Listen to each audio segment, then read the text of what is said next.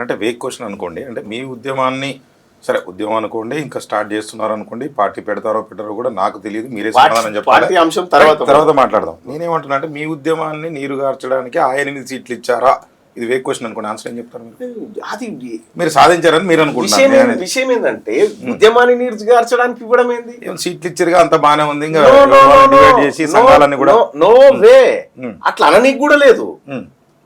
వీళ్ళని కాదని ఇంకెవరైనా తీసుకోమనండి చూద్దాం. న్యాయబద్ధంగా ఈ వర్గాలకు రావాల్సిన సీట్లే అవి, ఎవరో పెట్టే భిక్షం కాదు ఇది.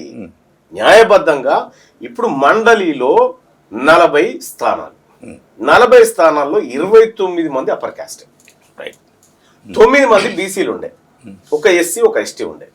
ఇవాళ అదనంగా ఇంకొక ఎస్సీ, అదనంగా అంటే ఒక ఎస్టీ పోగలుగుతా ఉన్నాడు. బీసీలలో ఇప్పుడు ఒక 4 అయితే మళ్ళీ ఎంట్రీ అవుతా ఉన్నారు కదా. సో ఇట్లా మా వాటాను పెంచుకుంటా ఉన్నాము. బీసీ బిడ్డలకు సీట్లు దక్కడం అంటే బీసీల విజయమే, అది పార్టీల విజయం కాదు.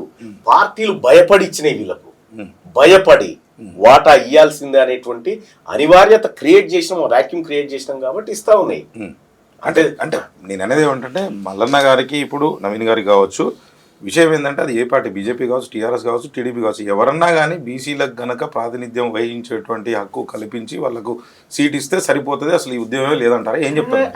ఉద్యమానికి దానికి సంబంధమే లేదు. ఈ ఉద్యమం ఏం కావాలి, మీరు ఉద్యమానికి ఒక క్లారిటీ ఇవ్వండి. ఈ రాష్ట్రంలో అధికారం బీసీలకు కావాలి, మెజారిటీ ప్రజలైన బీసీలకు ఈ రాష్ట్రంలో అధికారం కావాలి, మల్లన్నే ముఖ్యమంత్రి కావాలి అంటే అఫ్ కోర్స్ ఎగ్జాంపుల్ చెప్తున్నాను. మీరు ఎగ్జాంపుల్ చెప్పినా ఏం చెప్పినా తీన్మార్ మల్లన్న ఆ మాట ఎప్పుడు చెప్పలేదు.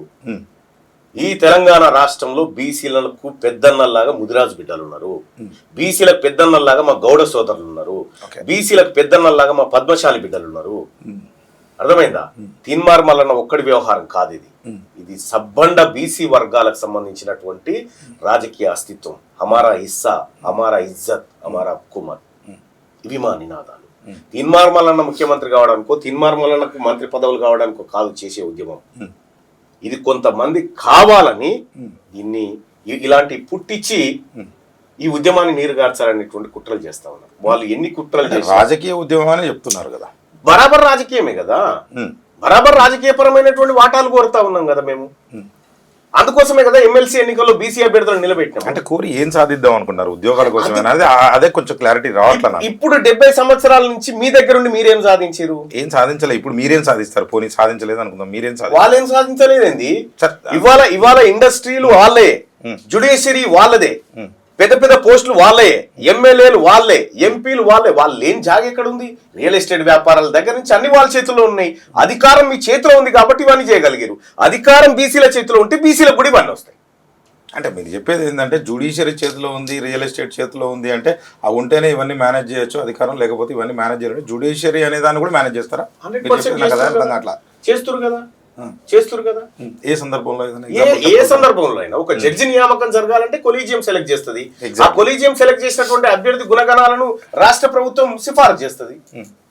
అంటే ఆ రాష్ట్ర ప్రభుత్వంలో గనక బీసీలు గనక ఉంటే ఆ జడ్జిని మేము డిసైడ్ చేస్తామంటారు. అడిషనల్ అడ్వకేట్ జనరల్ ఎవరు నియమిస్తారు? అడ్వకేట్ జనరల్ ఎవరు నియమిస్తారు? ఏజీపీలను ఎవరు నియమిస్తారు? రాష్ట్ర ప్రభుత్వమే కదా, వీళ్ళే కదా జడ్జిలుగా ఎలివేట్ అయ్యేది. సరే ప్రభుత్వం పాత్ర లేదండి, ప్రభుత్వం పాత్ర ఖచ్చితంగా ఉంటుంది. అంటే ఆ జడ్జీలు కూడా బీసీలని అన్యాయం చేస్తున్నారని చెప్తారా? మీరు ఏం చెప్తున్నారు అంటే ఆ జడ్జీలు కూడా అన్యాయంగా తీర్పులు ఇస్తున్నారు?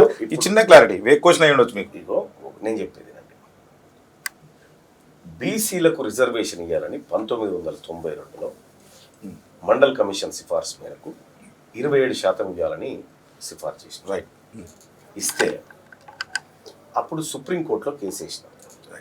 సుప్రీంకోర్టు ఏం చేసిందంటే మేము చెప్పే వరకు ఈ రిజర్వేషన్ అమలు చేయొద్దని పక్కన పెట్టేసింది. రైట్. 2 సంవత్సరాలు బీసీలకు రిజర్వేషన్ రాకుండా సుప్రీంకోర్టు ఈ కేసును పక్కన పెట్టి పారేసింది. బీసీల విషయంలో అట్లా ఈడబ్ల్యూఎస్ కోటాకు సంబంధించి అక్రమంగా అమలు చేస్తున్నారని చెప్పి ఇదే జడ్జిల గారి దగ్గరికి పోతే దాన్ని ఇంప్లిమెంట్ చేసుకోవాలని చెప్పేసి. అంటే ఏం జరుగుతుంది బీసీలకు? అదే మీరు అర్థమవుతుందా? మరి ఈ రకంగా జ్యుడిషియరీలో కూడా మాకు ఇప్పుడు బీసీలకు రిజర్వ్ జ్యుడిషియరీలో కూడా లోపాలు ఉన్నాయని చెప్పినట్టు మీరు అదే జడ్జి అంటే జడ్జి అంటే ఆ జడ్జి కావచ్చు ఏ జడ్జి అయినా అప్పుడేమో నేనేం చెప్తా ఉన్నా ఇవాళ చాలా మంది న్యాయ కోవిధులు చెప్తున్నటువంటి మాట ఎంతమంది బీసీ జడ్జిలు ఉన్నారు ఇవాళ ఇక్కడ ఈ జ్యుడిషియరీ సిస్టంలో బీసీల వాటా ఎంతుందో తేలాలా వద్దా?